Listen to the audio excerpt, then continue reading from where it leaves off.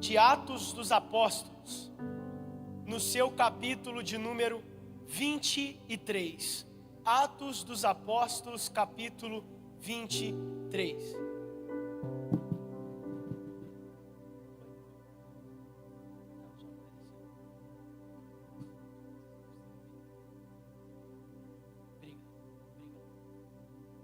Atos 23, apenas o versículo de número 1.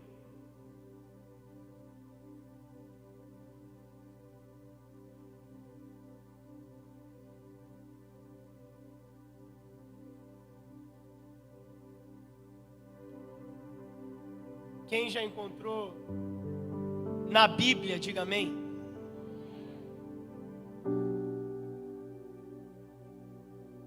Meus irmãos, a compreensão aqui do texto é bem clara, por isso que eu vou ler apenas o versículo de número 1, tá?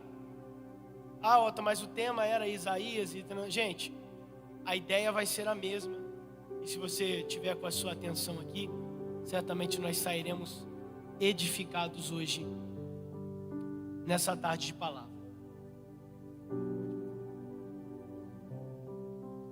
E pondo Paulo os olhos no conselho, disse: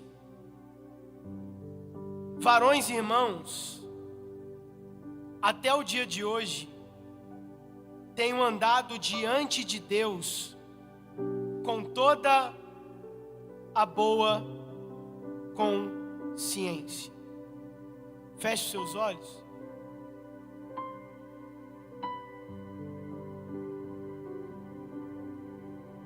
Pai, essa é a tua palavra que lemos, e não há necessidade alguma de alterarmos ela, nem de tirar e nem de acrescentar, porque ela em si é mais do que suficiente para todos os dramas da nossa existência humana.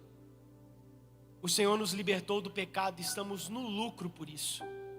Pedimos encarecidamente que o Senhor fale conosco nesse momento, porque se ouvirmos a tua voz, saberemos para onde ir e o que fazer, e não nos perderemos no caminho.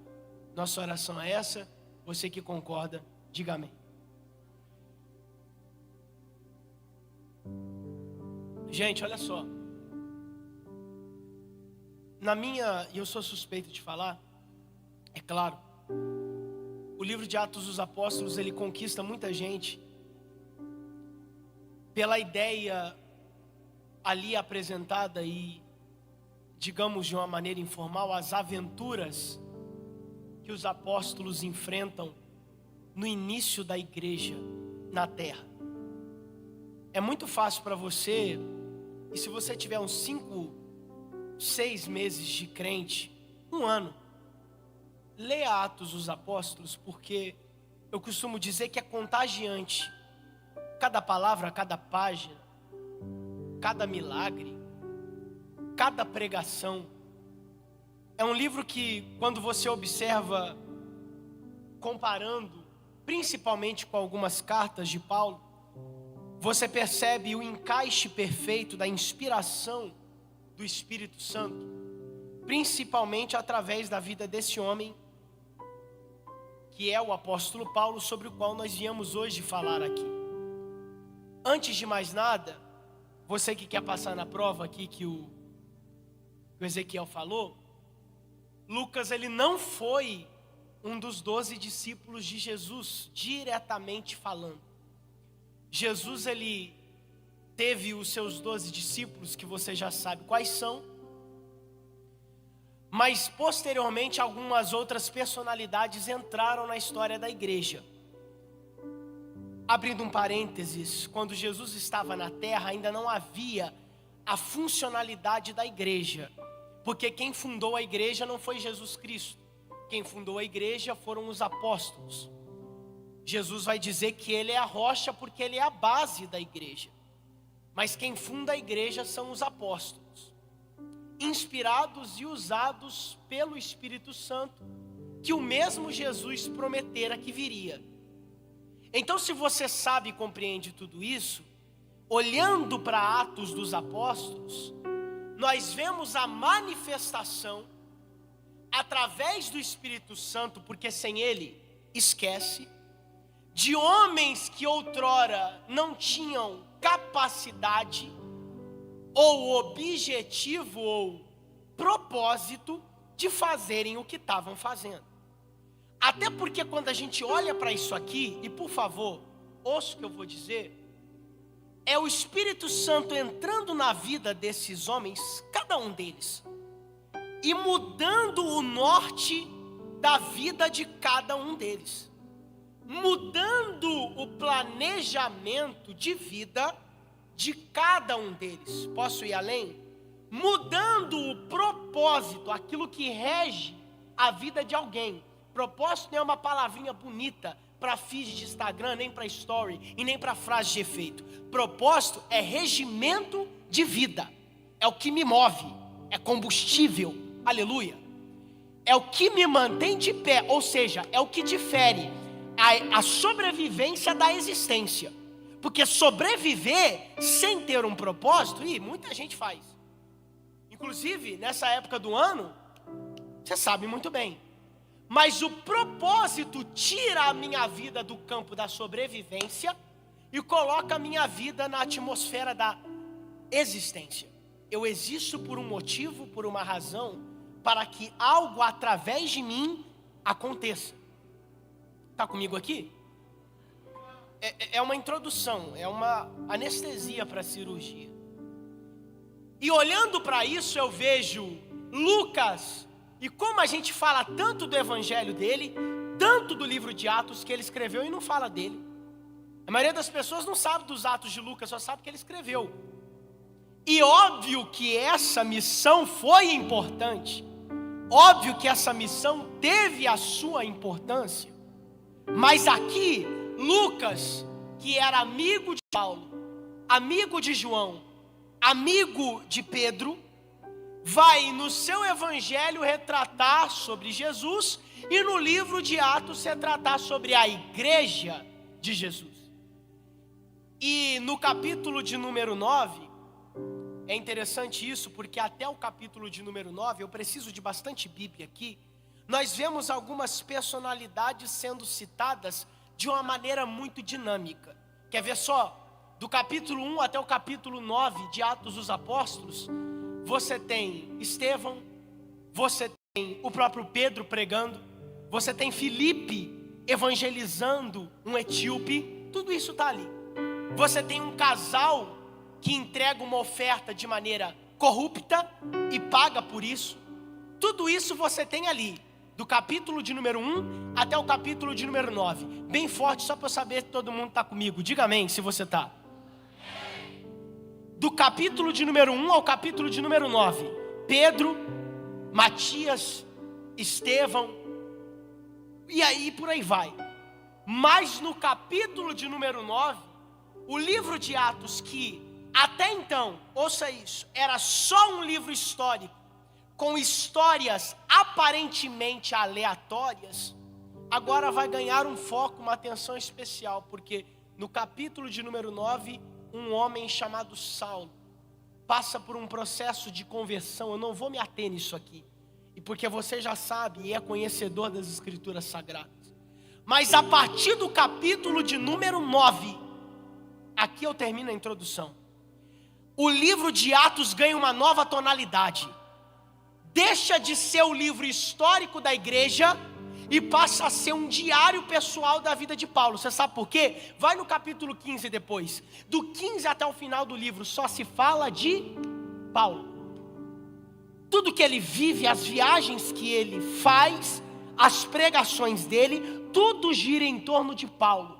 A gente olha para isso aqui e pensa, por quê? Tá para nascer homem que foi atingido com tamanha intensidade pela graça de Cristo Jesus, como esse homem chamado Paulo de Tarso. Porque quem é atingido pela graça, e a galera morde as costas, viu? Quem é atingido intensamente pela graça ganha destaque. Quem é atingido intensamente pela graça ganha destaque. E não é destaque de plateia, não é destaque de holofote. Você sabe por quê? As pessoas sempre querem saber por quê. Porque era e não é mais. Porque fazia e não faz mais. Porque pecava e não peca mais. Porque que fazia uma coisa e agora faz outra. Porque perseguia e agora é perseguido. Porque caluniava e agora é caluniado. Porque que antes estava com a espada e agora está com a Bíblia, aleluia. Porque que antes derramava sangue e agora não tem medo da morte. Porque a graça faz isso com uma pessoa. Ela mostra para a sociedade que aonde o dedo da graça de Cristo atinge, aonde o sangue de Cristo lava, aonde o perdão é liberado, a transformação é tamanha que as pessoas vão tentar ignorar, mas não vão conseguir. Ali vai alguém que todo mundo dizia estava morto, o pecado tinha dominado, era escravo das carnalidades, mas eis que um dia naquele caminho Jesus apareceu, é uma nova criatura, vive uma nova vida, e essa nova vida chama a atenção. Ô irmão, quer ser crente de verdade e não quer chamar atenção? Está errado. Quer ser crente de verdade e passar desapercebido pelos lugares? Está errado.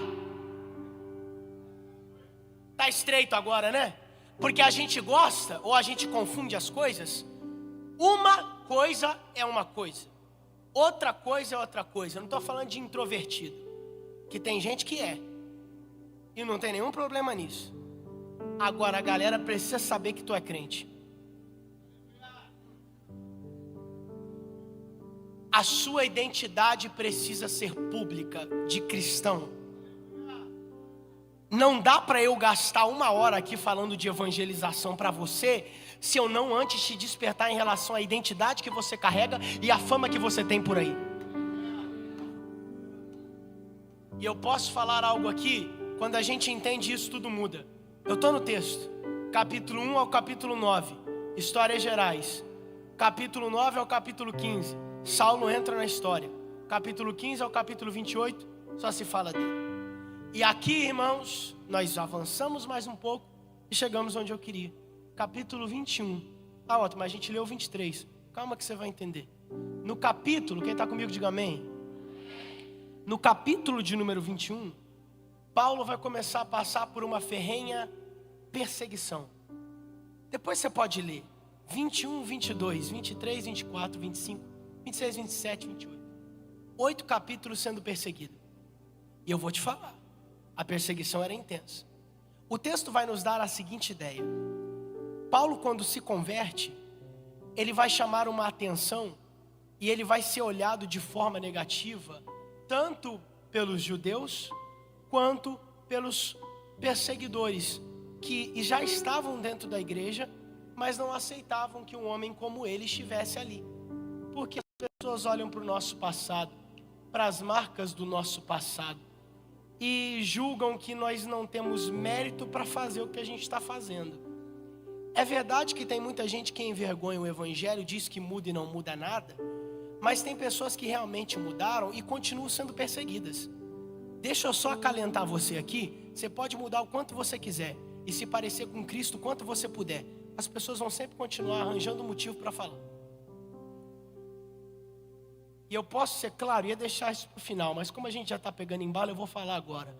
Tem gente que não está vivendo o ministério por causa disso, tá? Você sabe por que não está? Porque você achou que ia vir hoje aqui, né? Seria só mais um congresso. Você acha que debaixo desse tema eu não ia falar disso? Gente que entrou aqui está escondendo o chamado, ou não está querendo viver o seu chamado há muito tempo, e está achando engraçado. Irmão, eu sei que a palavra que eu trouxe aqui não vai fazer ninguém pular da cadeira, mas se você pegar a palavra e jogar ela para dentro de você, ela te muda. Só para eu poder fechar o cerco aqui, e quem se encaixar vai vir comigo.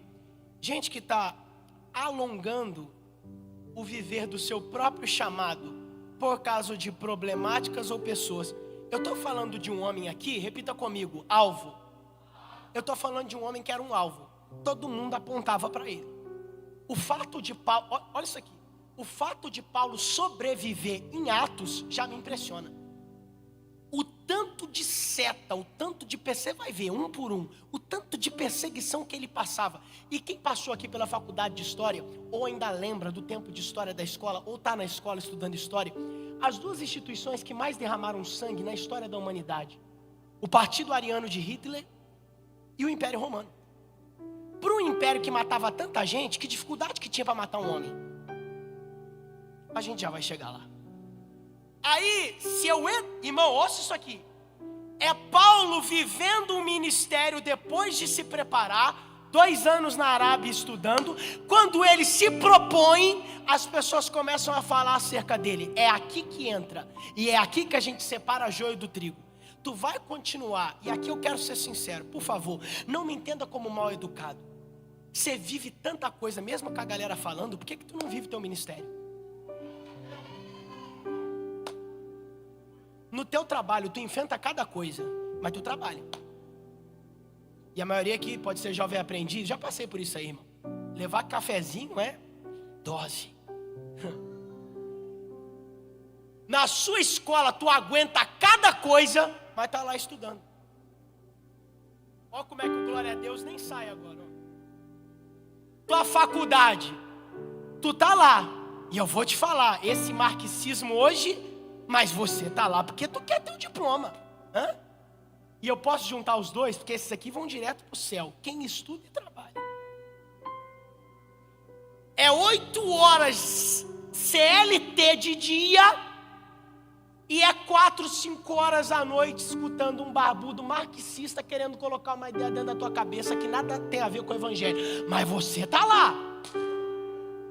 Quer dizer, você pode enfrentar tudo, mesmo não gostando. E na hora de viver o teu chamado, deixa eu falar uma coisa para você. Todas as vezes que você pensar em fazer ou não fazer algo por causa de alguém, de alguns ou de algo, repense a importância que o evangelho tem na sua vida. Eu posso te dizer, sem medo de errar, prego há 6 anos, tu vai tomar pedrada. Eu posso te dizer e te afirmar, onde você esperaria que ia sair ajuda, vai sair perseguição. Eu posso te afirmar, gente debaixo do teu teto, que quando o assunto é dinheiro, te ajuda, que é uma loucura, mas quando o assunto é cumprir a vontade de Deus, não conta com ele, não conta com ela. Tá ficando um pouco difícil, né? Mas uma coisa eu te garanto, cada pedra que te tacam na terra é mais um esforço que Deus dará no céu para te manter de pé. Deixa eu te falar uma coisa, você sabe qual que é o bom do ministério? O bom do ministério é que ele é fixado apenas em uma coisa, o que? O Espírito Santo, que nos inspira, nos dá força e nos envia. Otto, eu não entendi. Então eu vou melhorar. O bom de exercer o ministério é que, estando rico ou pobre, o mesmo sustento você receberá. Com a porta aberta ou fechada, o mesmo sustento você receberá. Com 1 ajudando ou 1000 ajudando, o mesmo sustento você receberá. Deus não abandona quem Ele chama. Deus não se esquece de quem Ele chama. Tá com medo de viver o chamado? Então deixa o medo te manter aí. Mas você quer usar essa conferência como um divisor de águas para a tua vida? Então ouça a voz de Deus falando no teu ouvido hoje. Até hoje você negou meu chamado. Até hoje você romantizou a sua timidez. Até hoje você romantizou tudo isso que você está fazendo para desagradar a minha vontade. Mas hoje eu peguei você de jeito aqui. Estou olhando para você, nem adianta olhar para o lado. E estou dizendo, é hora de viver aquilo que você sabe que é teu. É hora de pegar para a labuta. É hora de pegar no arado e não olhar para trás. Porque não vai ser teu vizinho que eu vou levantar, não vai ser teu parente que eu vou levantar, não vai ser teu primo rico que eu vou levantar. Eu vou pegar, é você mesmo. Não fala direito, gagueja, tem a dicção ruim. É você mesmo que eu escolhi para fazer a minha obra, para cumprir a minha vontade, para ganhar almas para o meu reino, para a glória do meu nome. É você.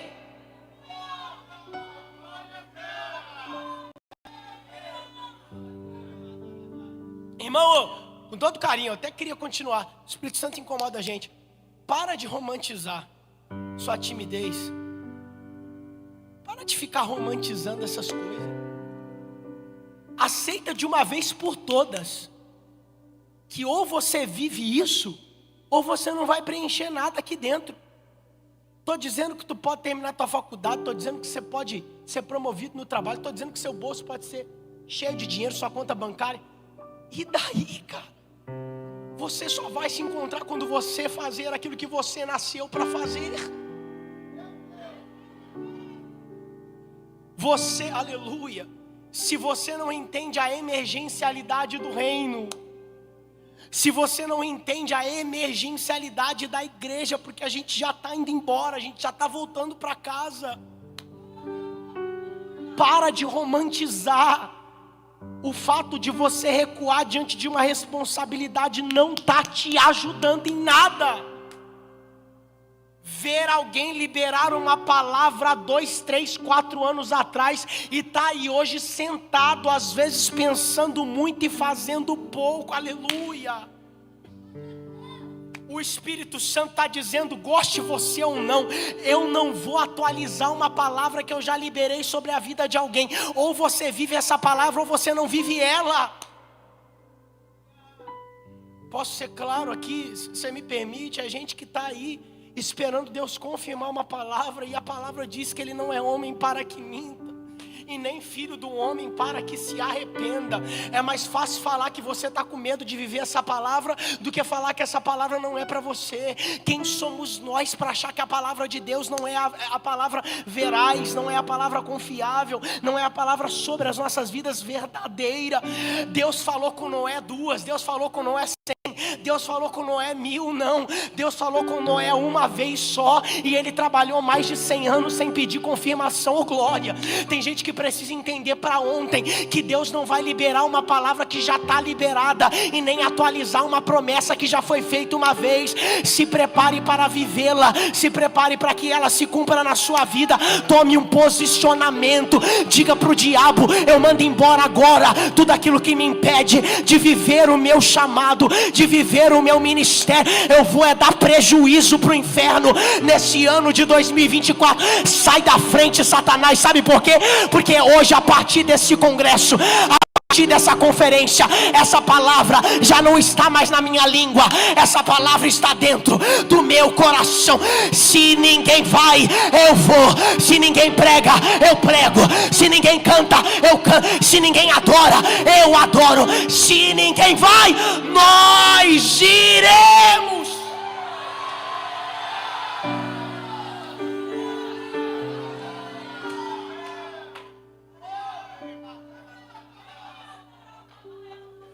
Eu sinto um espírito de encorajamento. Eu sinto um espírito de encorajamento. O mesmo que estava em Josué, o mesmo que estava em Davi, aleluia, o mesmo que estava em Moisés, o mesmo que estava em José, o mesmo que estava em Daniel, o mesmo que estava em Pedro, o mesmo que estava em Paulo. E hoje, para quem quer receber, esse Espírito está te dizendo, comigo você não precisa de mais ninguém, porque o que você precisa eu vou liberar sobre a tua vida. Hoje cai por terra timidez, hoje cai por terra passado de acusação. Tu vai pegar o microfone, tu vai pegar a Bíblia, tu vai pegar som, tu vai pegar a caixa, tu vai para as praças, tu vai para a rodoviária, tu vai para a escola, aleluia, tu vai para o trabalho e vai dizer, só Jesus cura, só Jesus salva, só Jesus liberta, só Jesus transforma, e ainda batiza com o Espírito.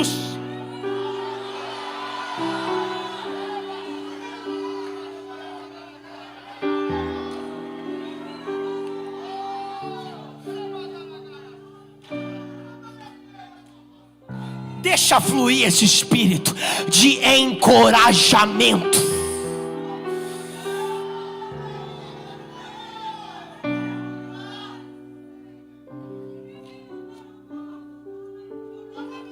Tá vendo só, filhão, que o que você precisava não era de dinheiro, não era de patrocínio, não era de atalho, não era de indicação. O que tu precisava era tomar posicionamento que tu não tomou há muito tempo.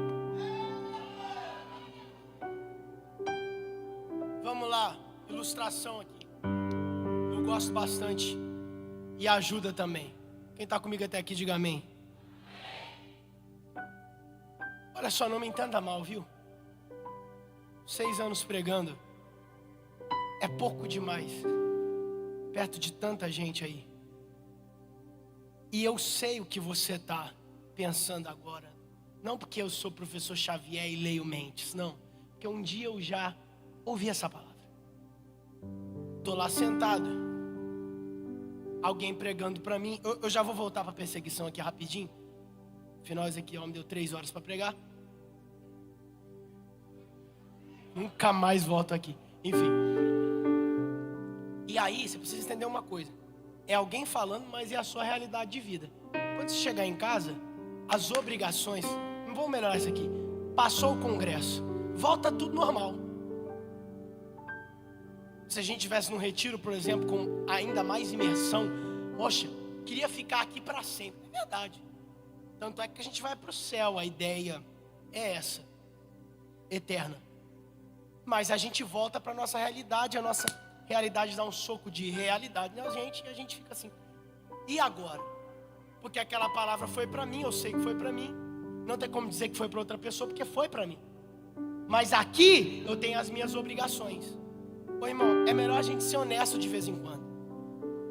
Capacidade é algo que Deus dá, verdade, mas que também vem com o tempo. Pegou o que eu falei aqui? É a velha história do ninguém vai nascer pronto. Você quer começar pregando, sendo o melhor pregador, evangelizando, sendo o melhor evangelista, irmão, calma. Você precisa ser trabalhado. Eu não sou perfeito. E quando comecei, a gente falava que era Pedro entrando na fornalha, porque a gente errava. Era Moisés na casa de Potifar e por aí vai. Mas você precisa ter uma coisa dentro da tua cabeça aqui. Paulo, ele foi se preparar. Porque a unção que vem de Deus é tão grande que ela me encheu hoje para eu ser enviado amanhã. Ô irmão, que Bíblia é essa que você está lendo? Me mostra. Mas os discípulos, 3 anos com Cristo, e depois que Cristo subiu, 60 dias de preparação, ou melhor, ressuscitou, 40 dias sendo ensinados, 10 dias de jejum e oração. O Espírito Santo vem e só depois Pedro prega. Porque quem não, aleluia, quem ignora o período da preparação é melhor que nem comece. E vamos ser textuais, bíblicos aqui. Capítulo 21 começa uma ferrenha perseguição. Irmão, eu te afirmo aqui, se Paulo, por favor, ouça, não tivesse tido a experiência que ele teve no caminho para Damasco, a história bíblica seria totalmente diferente. Porque uma experiência pessoal encoraja a gente demais. Experiência pessoal. Eu estou olhando para alguns aqui que talvez num congresso como esse, ou em algum culto na sua igreja, congregação, ou em outro evento, receberam aquela palavra. Sabe aquela palavra? Pois é, todo mundo tem a sua, que foi para você. Essa palavra foi como uma semente lançada dentro do seu coração. E essa palavra precisa ser regada para ser germinada, crescer e depois frutificar. Isso é o que a gente chama de preparação.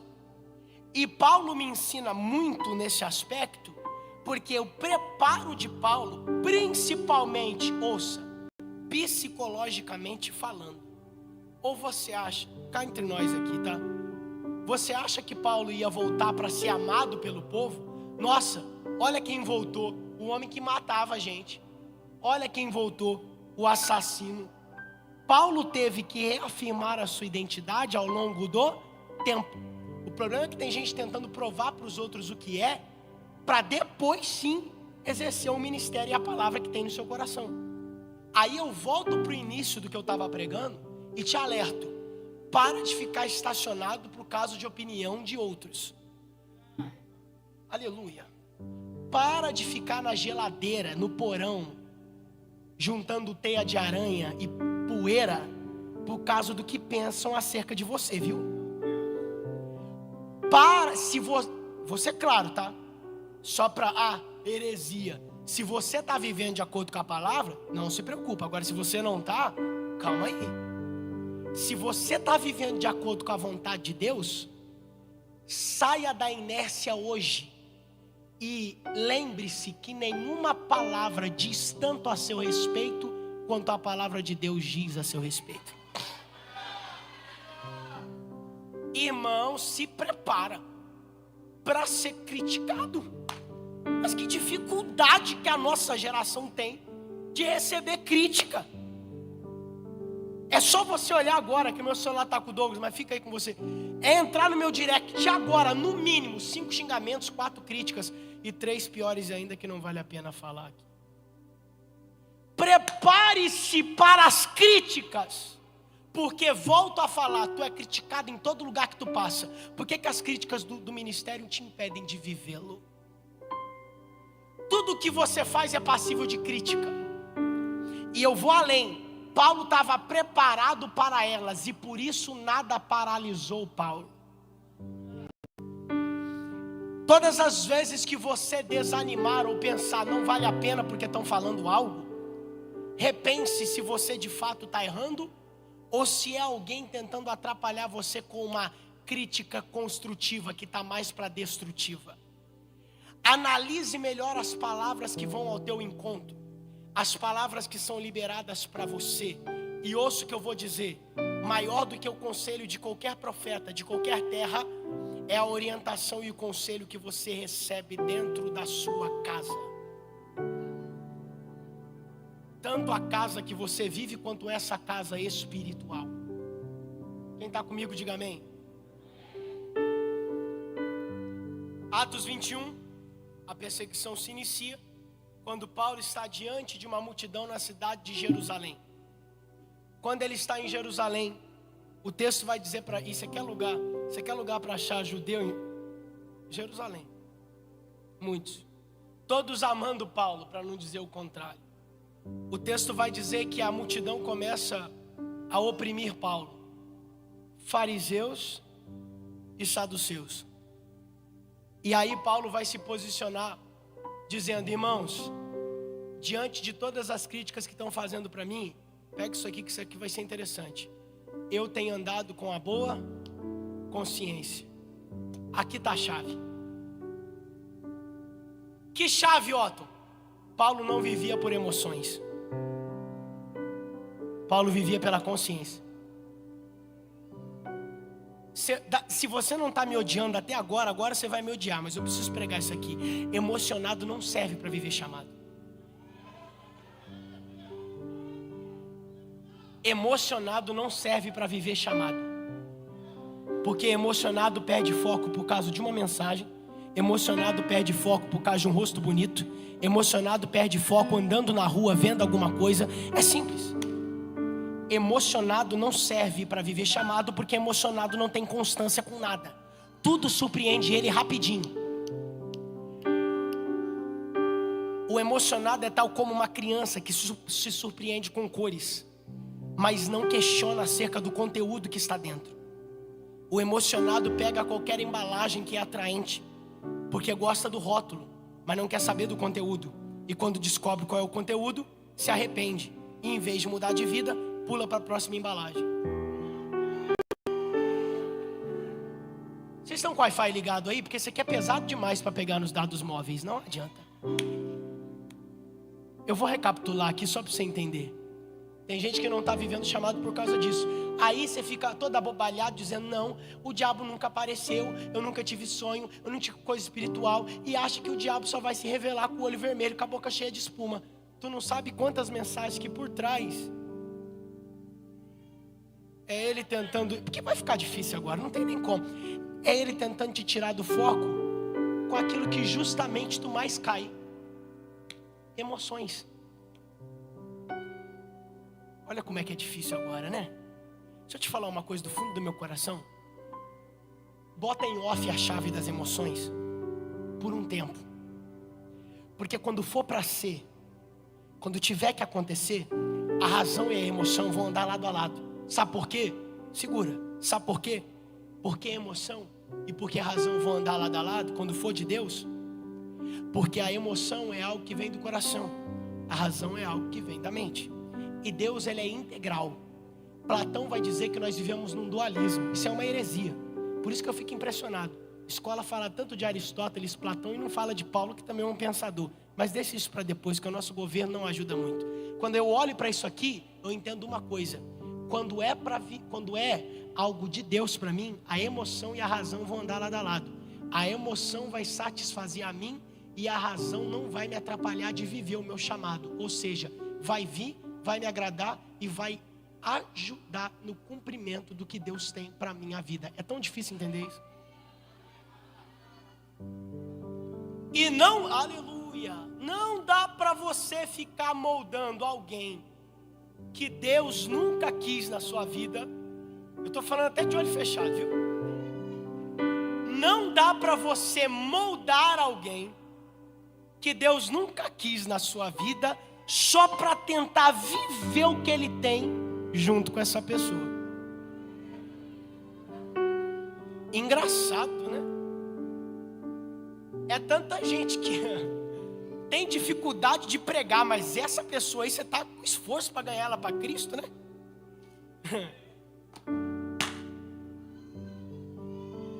Você tem tanta dificuldade para pregar, você tem tanta dificuldade para falar do amor de Jesus, mas quando o assunto é essa pessoa, você é firme, eu vou ganhar ela e tudo vai mudar.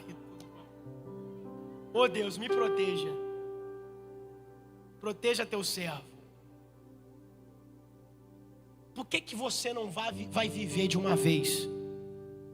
E para viver o que Deus tem para a sua vida, vão ser necessários alguns cortes.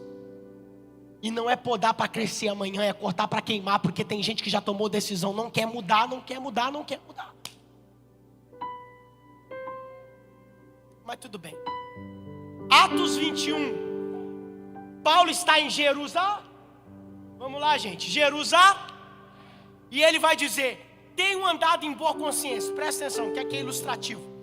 Quando ele fala, estou andando em boa consciência, olha a ideia que se tem. Presta atenção. E olhe se possível. A ideia que se tem é que Paulo está começando um discurso. Mas antes dele prosseguir, o sumo sacerdote Ananias pede para alguém bater no rosto dele. E quando isso acontece, Paulo olha e diz: espera aí, isso não pode acontecer. O que ele faz? Amaldiçoa o sumo sacerdote. Alguém se levanta e diz: estou correndo, estou correndo. Ninguém te ensinou que você não pode amaldiçoar um líder religioso, um homem de Deus?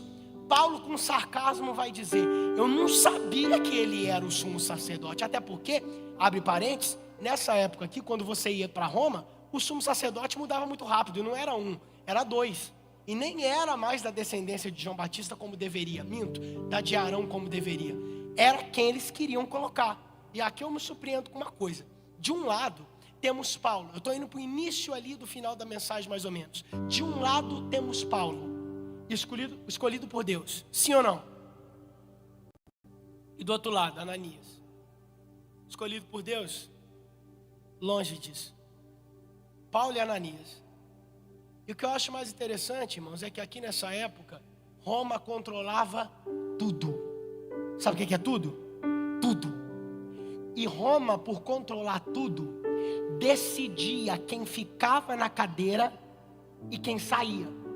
Então, de um lado tinha um homem escolhido por Deus e odiado pelos homens, e do outro lado tinha um homem escolhido pelo homem e que Deus tinha rejeitado há muito tempo. Então essa comparação bíblica, ela é tão legal, que quando eu olho para isso aqui eu falo: rapaz, olha aí, como é fácil ser escolhido pelo homem, né? Deixa eu te falar uma coisa aqui. Eu sei que no começo você vai ficar um pouco encucado, mas depois você vai entender. Ser escolhido pelo homem é muito fácil. O patrocínio do homem vem mais rápido. O investimento do homem vem mais rápido. O homem bajula, o homem elogia e o homem empodera. Agora, ser escolhido por Deus, o buraco é mais embaixo. Me mostra na Bíblia Jeremias sendo honrado por ser escolhido por Deus. Me mostra na Bíblia Estevão sendo aplaudido por quem ouvia ele por ser escolhido. Me mostra na Bíblia Davi sendo o primeiro a ser escolhido por Jessé. Aqui, Samuel, escolhe esse aqui, que esse aqui é bom por ser escolhido. Não. Me mostra na Bíblia Elias sendo apoiado pelo rei da sua época por ser escolhido. Tu não vai achar. Por quê? Porque quem é escolhido por Deus não espera nada do homem. Mas cada afronta que vem do homem é uma comprovação que Deus não deixará o auxílio faltar em momento algum. Quem é escolhido por Deus não precisa se humilhar para ninguém. Quem é escolhido por Deus não precisa chegar em atalhos para alcançar um lugar que Deus já prometeu para essa pessoa. Quem é escolhido por Deus não precisa ser imoral e nem ficar se expondo na internet para achar o varão ou a varoa mais rápido. Quem é escolhido por Deus não precisa ficar acelerando um processo só para querer chegar no lugar antes que outra pessoa. Quem é escolhido por Deus sabe: o que é meu está guardado, e se Deus prometeu, eu vou chegar lá. Você sabe o que é mais interessante? 1 e 2 Samuel, 1 e 2 Reis. Não tinha nenhuma razão para acreditar que Davi ia chegar no trono de rei, porque o trono já estava ocupado por Saul. Só que o mais interessante é que Davi tinha uma promessa. Otton, mas a promessa que ele recebeu ninguém ouviu, porque quando ele recebeu a promessa ele estava lá no meio do pasto, e lá que o óleo foi derramado sobre ele. E quem disse que quem recebe promessa precisa de plateia para confirmar a promessa que recebeu? Tem coisa grande que tu vai viver, mas que Deus falou só para você. As pessoas não fazem nem ideia, mas deixa o relógio andar, deixa o tempo passar, já já elas vão perceber. Tem algo de Deus na vida dele, tem algo de Deus na vida dela, tem uma promessa sobre a vida dele, tem uma promessa sobre a vida dela. Para de se afobar, e eu posso ser honesto aqui, para de andar com gente que está te motivando a ser afobado, para de andar com gente que está te motivando a ser acelerado, gente que não esperou o melhor de Deus, catou qualquer coisa por aí, se frustrou e agora quer que você faça o mesmo. Irmão, eu sei que você está entendendo a palavra que eu estou pregando aqui. É muita gente que lá atrás recebeu uma palavra, mas correu com as próprias pernas. Muita gente que lá atrás recebeu uma promessa, mas quis fazer no seu tempo. Só que o tempo do homem não é bom, não é agradável e muito menos perfeito. Essa galera aí está vivendo no Cronos, e o Cronos é falho, o Cronos não é perfeito. Mas tem uma galera aqui que resolveu viver no Kairos. Eu não sei quando vai ser feito, mas eu sei que Deus vai fazer. Eu não sei quando vai chegar, mas eu sei que já é meu. Eu não sei quando eu vou chegar, mas eu sei que já é meu lugar. Eu não sei o que vai chegar, mas eu tomo posse, porque o que vem de Deus é bom,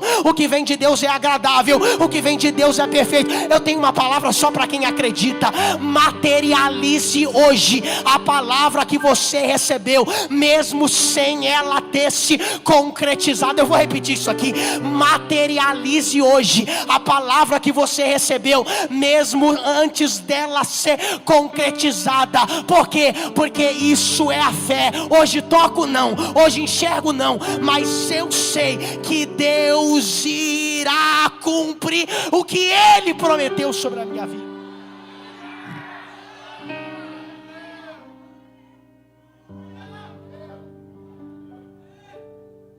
Ô irmão, veja, eu queria muito que esse tipo de pessoa existisse só fora da igreja.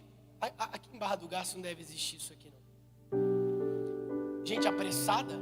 Será? Será? Quando eu falo apressado, gente, não é gente espalhafatosa. Eu estou falando gente que sabe que tem uma palavra, mas quer viver o que quer e não a palavra. Não tem isso aqui, não é possível que exista isso aqui. Mas para a via das dúvidas eu vou pregar, né? Vai que existe. O que, Otton? Se você tem a palavra, para de cair em papinho, para de cair em conversinha, para de entrar em toda a porta que se abre, para de dar bola para todo mundo que aparece. Eu estou falando como teu amigo. Ou você, aleluia, ou você acredita que sobre você é uma palavra, ou você vive do jeito que você quer, decide. Porque não adianta tirar 2, 3 dias no ano para falar que acredita na palavra de Deus e viver 362 dias como se essa palavra não existisse. Tá doendo aí, irmão? Porque o que dói depois cura e cicatriza. Vai virar testemunho. Aí eu olho para isso aqui. Paulo sendo perseguido, passou o sumo sacerdote, passou. Aí, agora eu vou correr mais. Paulo vai perceber, ouça, que a vida dele está correndo risco. E por a vida dele estar correndo risco, ele vai ter que criar uma estratégia. Os saduceus não acreditavam em ressurreição, em anjo, em espírito, mas os fariseus acreditavam. Paulo vai chamar essa galera para si e vai dizer: por que estão me atacando? Eu estou falando do Cristo ressuscitado, e vocês acreditam na ressurreição. O texto vai dizer que todo mundo junto em Paulo. Ele fala: já era agora. É isso? Não. Ele lembra de uma palavra. Atos 22, versículo 21. Ele vai perceber que havia uma palavra sobre a vida dele. Em outras palavras, é como se ele tivesse a convicção de que ninguém tocaria nele até que a palavra que estava sobre a vida dele se cumprisse.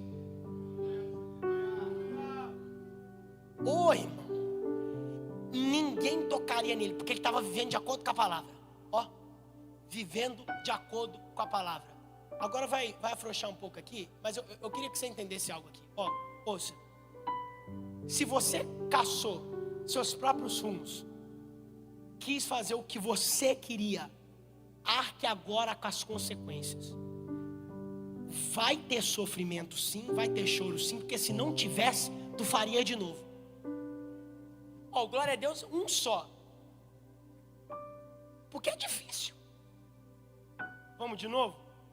Se você fez o que você queria sem consultar a Deus, se você escolheu um caminho sem saber se Deus queria para você ou não, aguenta, o choro vai ser derramado. Vai ter noite sem dormir. Eu não vou ficar pregando coisa que não faz parte da realidade. Tu vai arcar com as consequências sim, de ter confiado em quem não devia, de ter acreditado em alguém que só queria usar você. Você vai passar por isso. Só que depois que isso passar, não cometa o mesmo erro de novo. Deus não protege pessoas displicentes. Você sabe por que eu estou dizendo isso? Porque às vezes a gente inveja alguém que está do nosso lado, mas não pergunta o que ele renunciou para estar feliz do jeito que ele está hoje. A verdade é essa. A gente olha relacionamento dos outros, casamento dos outros, trabalho dos outros, projeto dos outros, e só contempla a conquista deles, mas não pergunta o que eles renunciaram para estar vivendo o que estão vivendo agora. Aleluia. Então, para você contar testemunho de vitória daqui a um tempo, tu vai ter que ser ensinado pelas lágrimas que estão derramando os seus olhos hoje. Porque tem gente que até para aprender parece que não presta. Parece que tem gente que gosta do seu próprio sofrimento. Por quê? Emocionado não serve para viver chamado. Quem está comigo, diga amém. E o texto vai terminar, assim como a minha pregação, de uma maneira espetacular. Me permita isso aqui. Eu olho para Paulo, eu vejo alguém que estava enxergando o que estava acontecendo. Peraí. Repita comigo, discernimento. É o discernimento do que está acontecendo à minha volta. Percepção que só Deus pode me dar. E ele teve essa percepção. Você sabe o que ele vai dizer? Ele vai olhar para o centurião e para o tribuno, que eram os representantes de Roma, e vai dizer o seguinte: eu não sabia que vocês poderiam deixar o povo matar alguém que também é romano. O tribuno vai regalar os olhos, Ezequiel, e vai falar assim: mas romano? Romano, mas como assim romano? Romano porque eu tenho também a nacionalidade. Então vocês não podem me matar aqui. Olha o que o centurião vai dizer. Peraí. Antes a gente ia deixar também para o povo fazer justiça. agora que morra a gente, mas não ele. Por quê? Eles achavam que estavam protegendo Paulo, mas na verdade eles estavam cumprindo com um propósito de levar Paulo em segurança até Roma, aonde ele ia testemunhar. Irmão, queira o diabo ou não, quando a gente tem uma palavra e obedece, não tem jeito. Pessoas se levantam, a gente prossegue. Calúnia se levanta, a gente prossegue. Fofoca ao nosso respeito, a gente prossegue. Crises e crises e crises, a gente prossegue. E o diabo mordendo o beiço, mordendo as costas. O que eu faço com esse aí? Enquanto tu viver a palavra de Deus, não vai poder fazer nada. Enquanto você viver, eu não sei quem vai crer no que eu estou pregando aqui. Enquanto você viver e obedecer e seguir a vontade de Deus, a seta vai até ser apontada. Aleluia. Você sabe por quê? A palavra diz que a seta não vai atingir, mas ela não garante nada sobre estar apontada. Vão apontar, viu? Vão apontar seta para o relacionamento, vão apontar seta para o ministério, vão apontar seta para a tua família, vão apontar seta para a tua casa. Mas se você estiver de acordo com a vontade de Deus, vai passar de um lado, vai passar do outro, mas não vai te atingir. Quem vive vontade de Deus também é guardado por Ele. Mas o contrário também é verdadeiro. Eu sei que você vai ficar bravo, porque se a gente só pode contar com a proteção de Deus quando a gente está vivendo a vontade dEle, não vai adiantar ficar postando foto com legenda de versículo. Se não for Deus no negócio, não vai ter proteção divina. Deus protege o que é dele. Deus não protege projeto misturado. Deus não protege aonde não há disciplina segundo a sua palavra. Irmão, eu sei que seria lindo, seria quase uma Disney da vida a gente escolher o que a gente quer e contar com a proteção de Deus. Pensou que beleza? Seria incrível, seria mágico se a gente pudesse escolher o que a gente quer e Deus aprovasse. Seria maravilhoso a gente escolher o que a gente quer, entrar pela porta que a gente quer entrar, escolher o caminho que a gente quer caminhar e ainda assim ter Deus do nosso lado. Mas Deus não quer patrocinar e nem apoiar a queda de ninguém. Por isso Ele tira hoje, porque Ele prefere hoje você magoado do que amanhã você destruído. Não glorifique a Deus somente por aquilo que Ele coloca, mas aprenda a ter maturidade para glorificar a Deus por aquilo que Ele tira. Não glorifique a Deus apenas por aquilo que se acrescenta, glorifique a Deus também por aquilo que Ele retira da sua vida. É muito fácil dizer, Deus, obrigado por ter colocado, mas é tão difícil ouvir alguém dizendo, Deus, obrigado por ter tirado. Mas fica tranquilo, se hoje você não está percebendo que foi bom para você Deus tirar, logo você vai perceber, porque a paz vai voltar, o bálsamo vai voltar, a vontade de viver vai voltar, e aí você vai perceber, obrigado Deus por ter tirado algo que não fazia parte daquilo que o Senhor tinha para minha vida. Aleluia! E Ele vai, e Ele continua. E o texto, isso aqui também não deve ter em Barra do Garça, mas se tiver, eu já estou pregando. Mas não tem, não é possível que tenha. Estou na Bíblia. Olha o que o texto vai dizer. Se juntaram 40 pessoas, repita comigo, 40. Não, vamos lá, já estou terminando, repita comigo, 40. Se juntaram 40 pessoas, quando eles ficaram sabendo que o centurião pegou Paulo e levou ele para a fortaleza. Que fortaleza? A fortaleza das muralhas de Jerusalém. Porque Jerusalém era uma cidade murada, protegida, cercada. Então olha só, ficaram sabendo que o centurião pegou Paulo e levou ele para lá.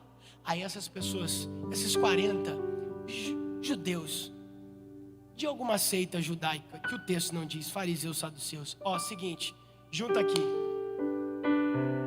Ninguém vai colocar uma gota de água na boca e não vai comer um pedaço de alimento algum enquanto Paulo não estiver morrido.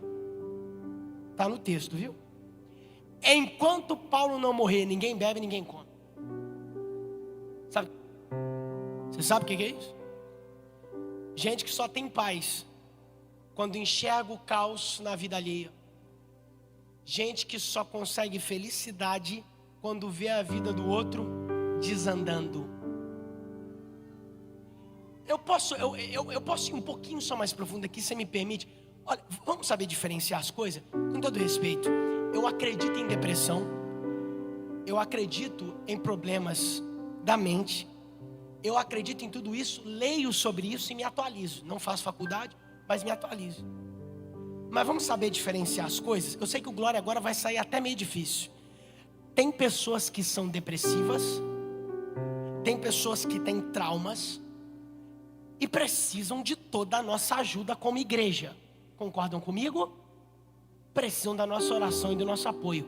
Mas tem gente que entrou numa miserabilidade de espírito e de alma. Que é isso, Otto? Posso falar? Vou falar. Depressivo, tá triste com o que viveu. Miserável de espírito, tá triste porque o outro tá vivendo e ele não tá.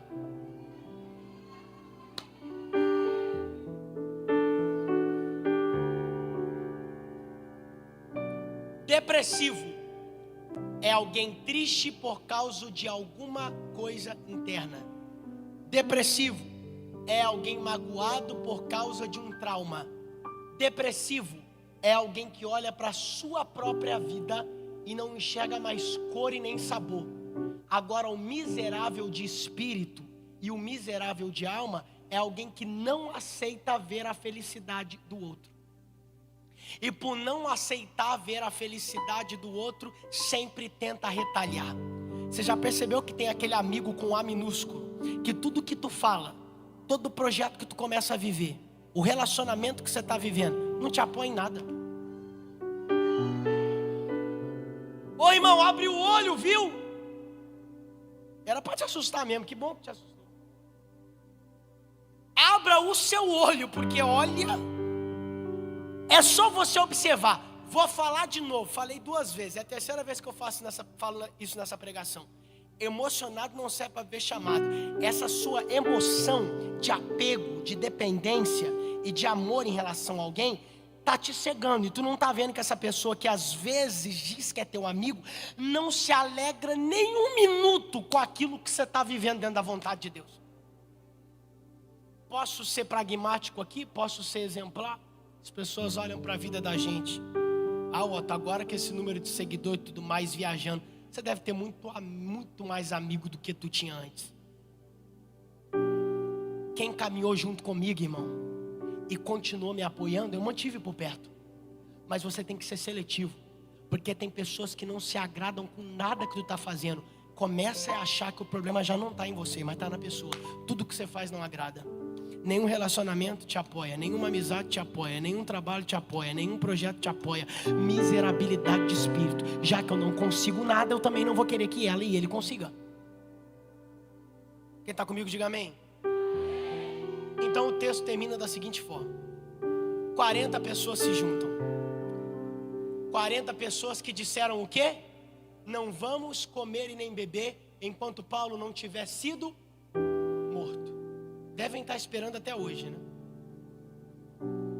Porque Paulo morre, mas não em Atos. E a gente já vai chegar lá.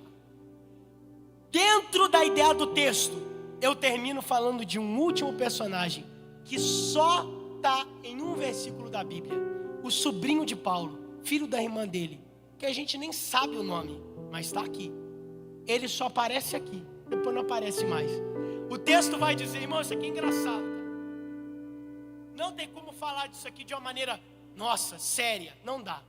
O texto vai dizer que o sobrinho de Paulo, o único que pôde realmente chamar Paulo de tio, de fato, ele está passando perto desses 40 homens. Se eu estou falando de sobrinho, eu estou falando de Fá. Se eu estou falando de sobrinho, eu estou falando de Fá. E não é família com F de falsidade não, viu? Família. Tamo junto.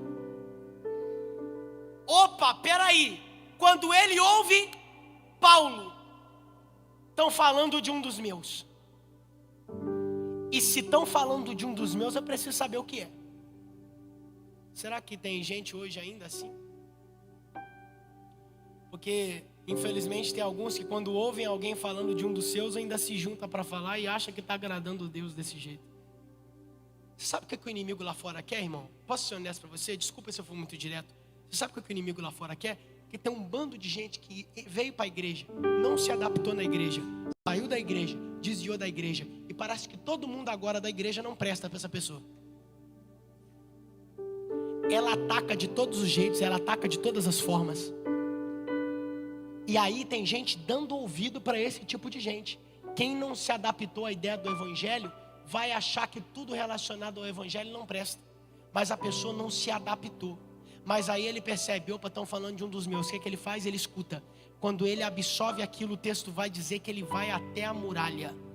E ele chega para o centurião e diz, vão pedir para Paulo voltar para a cidade, mas não leve ele para lá em hipótese alguma, porque no meio do caminho,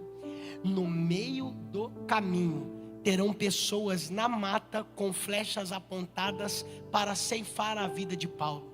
O centurião olha para o menino, isso aqui é Bíblia, irmão, e vai dizer, faz o seguinte, volta, mas não fala para ninguém que você teve essa conversa comigo.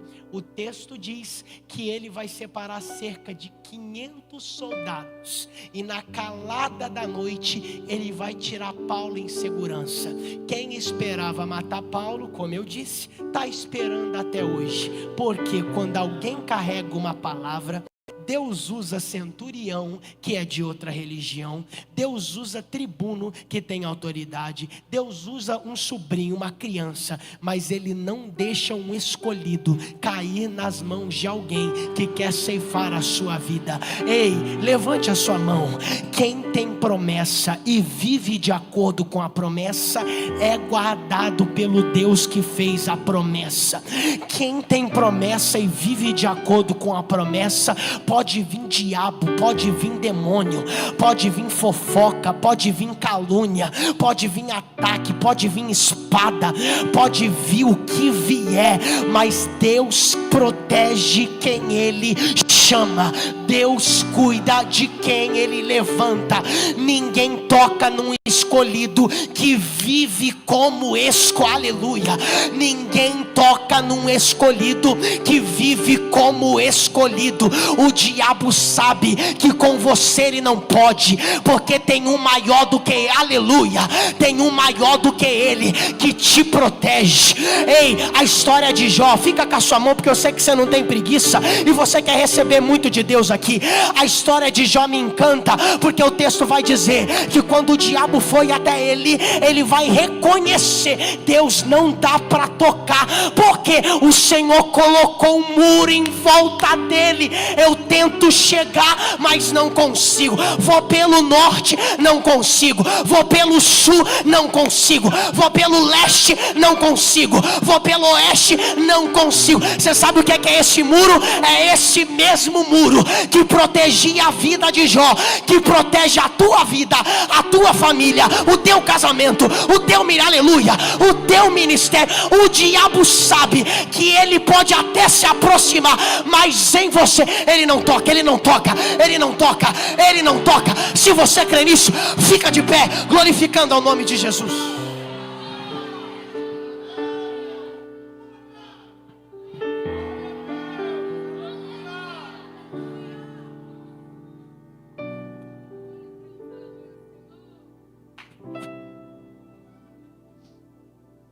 Sabe o que Deus está dizendo para você hoje aqui?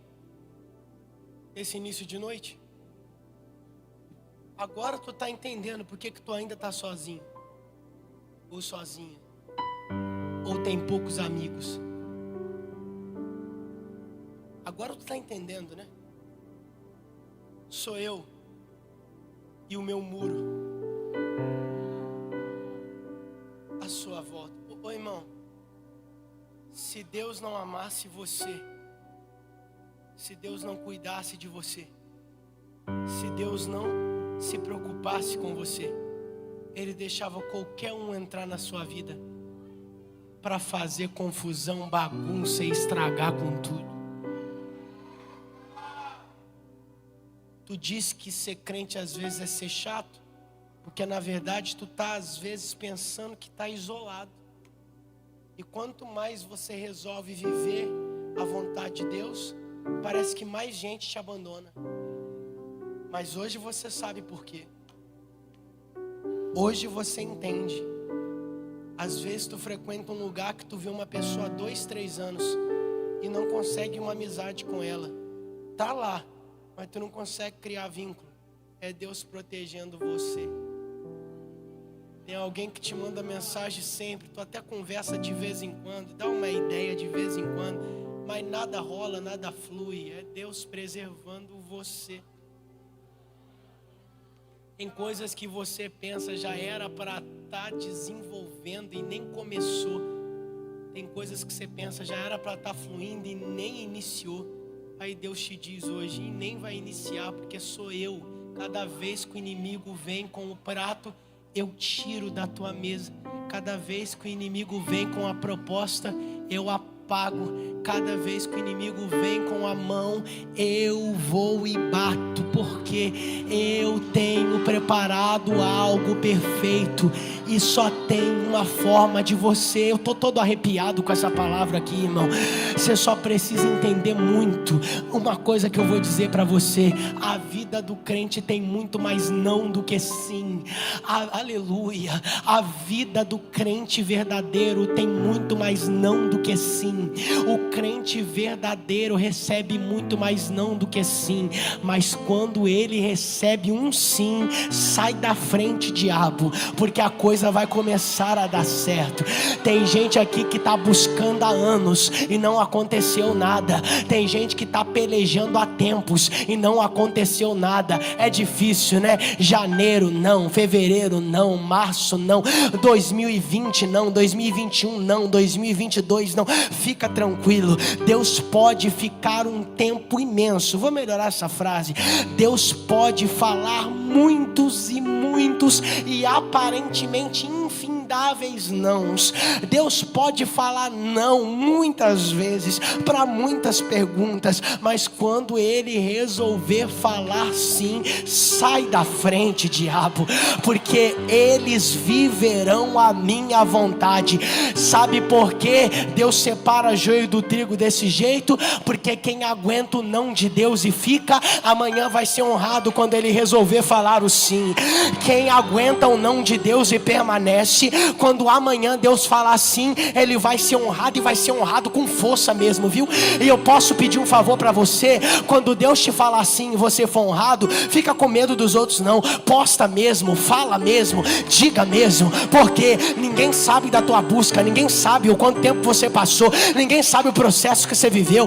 Então quando Deus te falar um sim, mostra para todo mundo que valeu a pena ter aceitado todos os nãos que Ele disse. Essa porta eu fecho, essa pessoa eu tiro, essa amizade eu termino. Por quê? Porque eu sei o que é melhor para você, e só vai viver o propósito de Deus amanhã quem hoje rejeitar as propostas que irão aparecer. Ô irmão, com todo respeito, eu sei que você está crendo.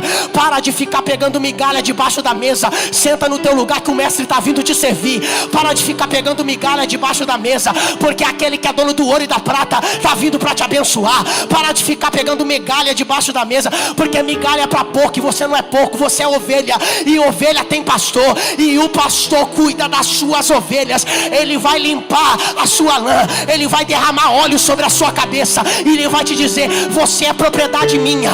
Muita gente tentou te usar, muita gente tentou te atrapalhar, mas eu tirei da tua vida porque eu te amo, e por eu te amar eu te digo: tentaram tocar em você, mas um muro estava em volta. Tentaram atrapalhar teu chamado, mas um muro estava em volta.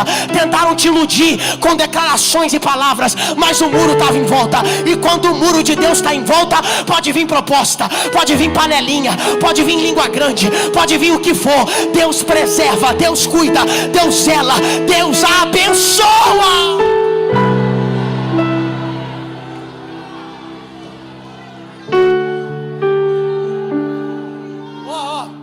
Pode vir comigo, batera, ó. Para quem ainda não acredita nisso, comecei com Bíblia, caminhei na Bíblia, vou terminar com a Bíblia. Para quem não acredita nisso aqui, eu vou falar alguns nomes aqui, tá? É tudo o nome da Bíblia. Não é seu não, pode ficar tranquilo que eu não revelo CPF nem nada disso. Vou falar da Bíblia. Aí, o texto vai dizer pra gente que Paulo foi ameaçado em 8 capítulos. Quantos? Dorme não. Quantos? Paulo vai ser ameaçado pelos saduceus e fariseus, mas não vai morrer. Paulo vai ser ameaçado pelo tribuno e pelo centurião de Roma, mas não vai morrer. Paulo vai ser ameaçado agora diretamente falando. Quando ele passa no capítulo 22, 23, o texto vai dizer que ele é levado a Félix, o governador de Roma. Mas Félix olha e fala: não dá para condenar ele, ele não morre de novo.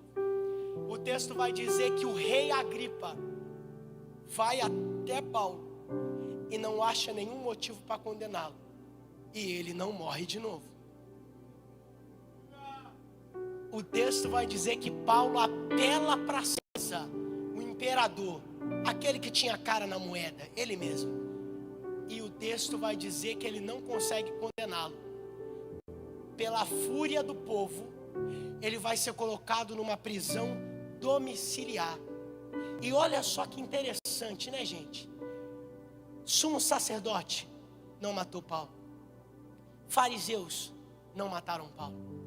Saduceus não mataram Paulo. Governador Félix não matou Paulo. O rei Agripa não matou Paulo.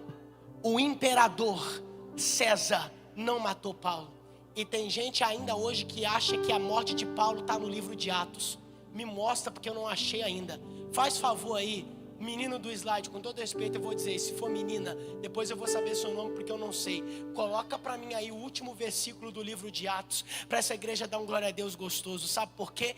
Porque tem gente que acha que a vida de Paulo foi ceifada. Atos 28, versículo de número 31. Tem gente que acha que Paulo foi entregue na mão dos seus inimigos. Tem gente que pensa que a cabeça de Paulo rolou, que ele foi colocado na cruz. Ele foi morto depois, mas enquanto ele não chegou em Roma, o texto vai dizer que ninguém conseguiu tocar num fio da sua cabeça.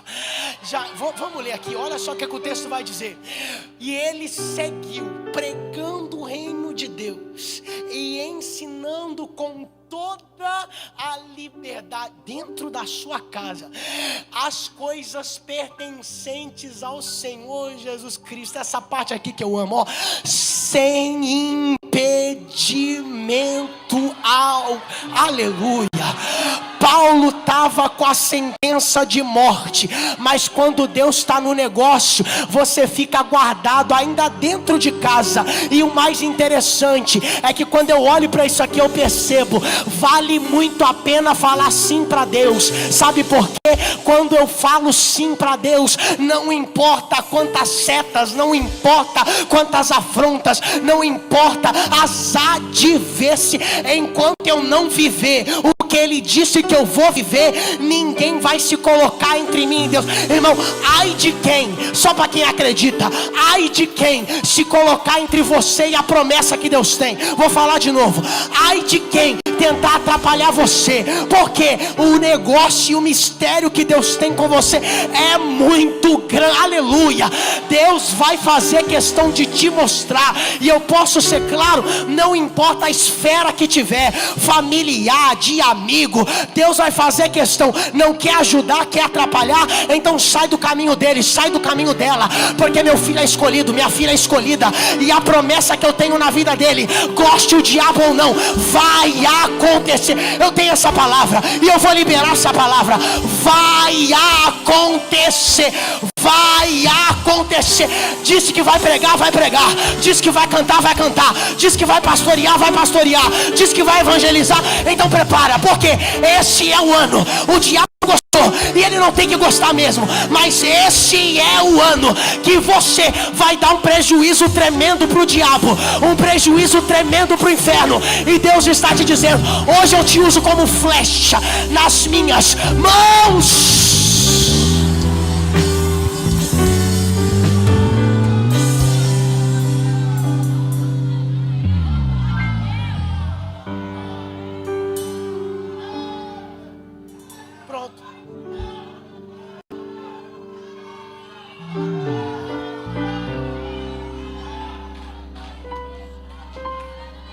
Há uma graça aqui. Aquele espírito de encorajamento lá do começo da mensagem, ele está voltando a pulsar aqui, ó. É gente que veio aqui, vai ser só mais um congresso, eu vou comprar minha camisa, eu vou tirar minha foto. Hoje Deus está te dizendo: eu ainda conto com você, eu ainda conto com você, eu ainda conto com você, eu ainda conto com você.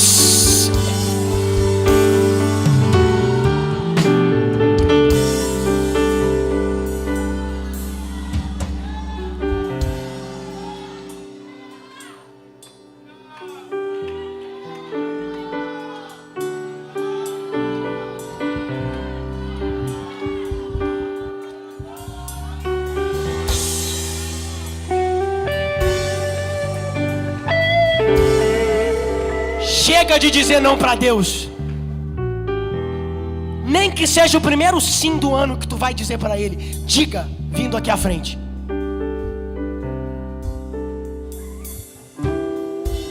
Chega de negar teu chamado.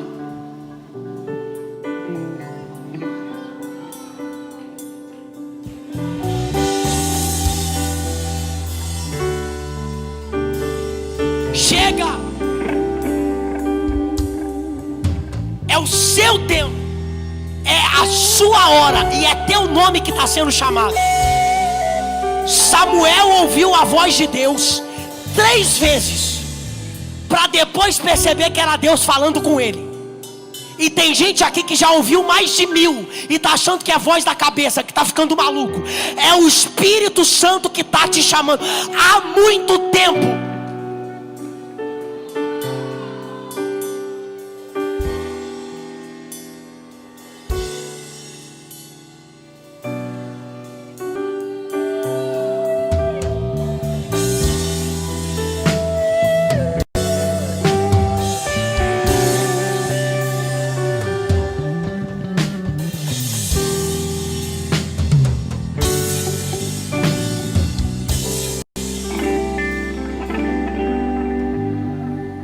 Só a guitarra e o teclado, por favor.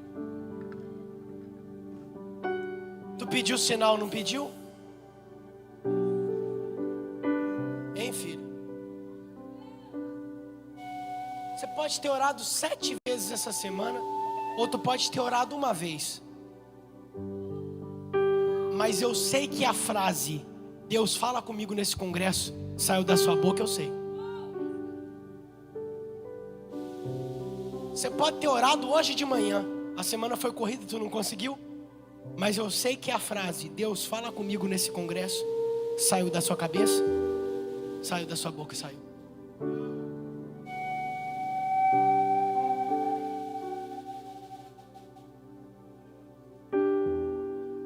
Pedir para Deus fazer a vontade dele é algo muito sério, viu?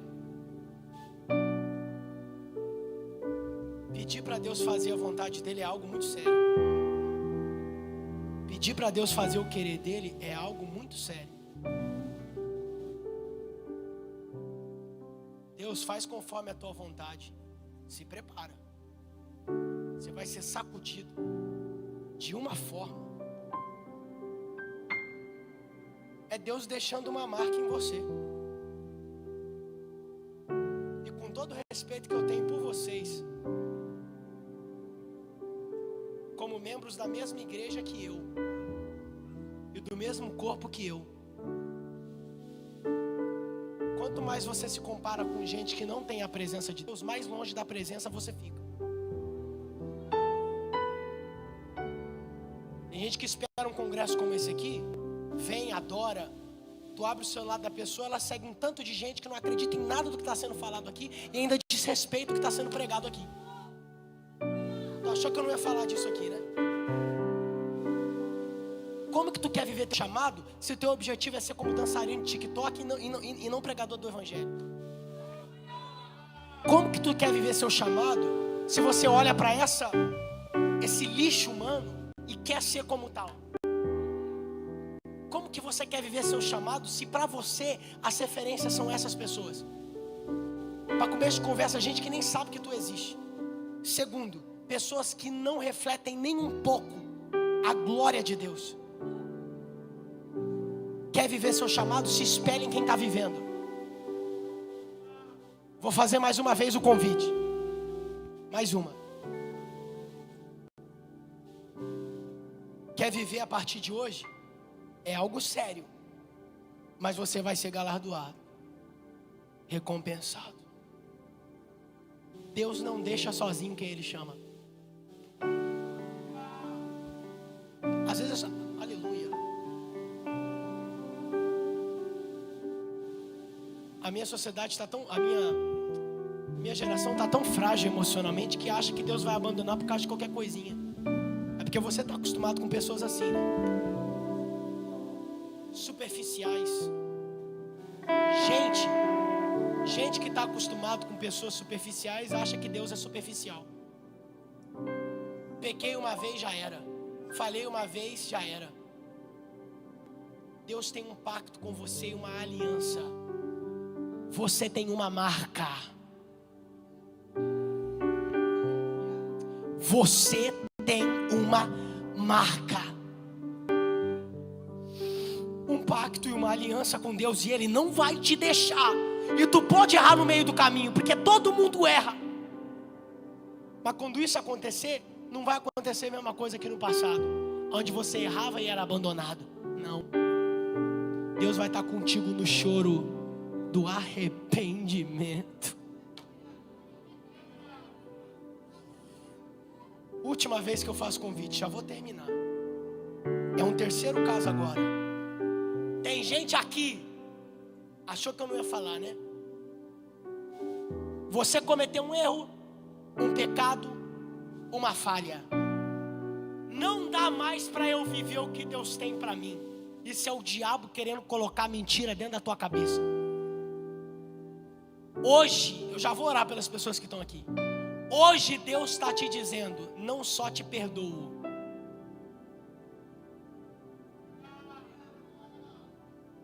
não só te limpo, não só te lavo. Aleluia. Isaías capítulo de número 6. E um dos seres que eu vi veio até mim com uma brasa ardente de fogo.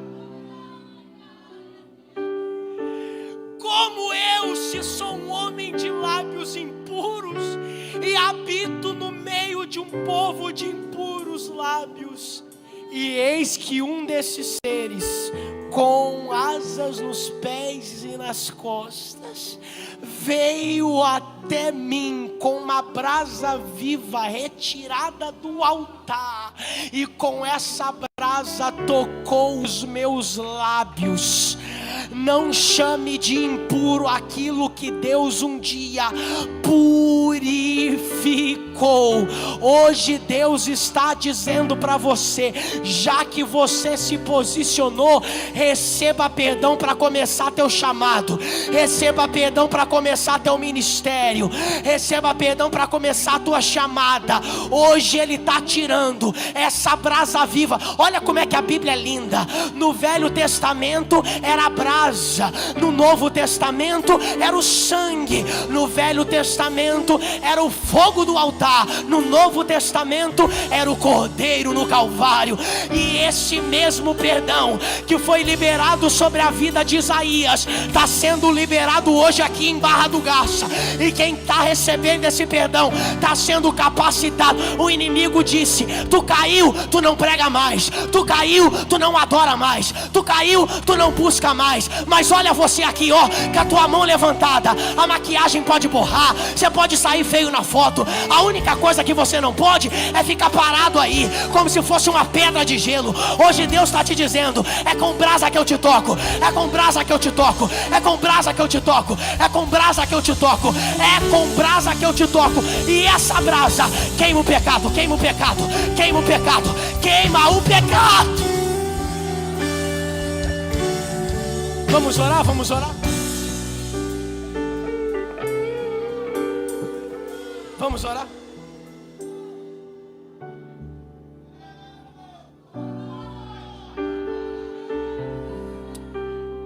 Obrigado, Jesus.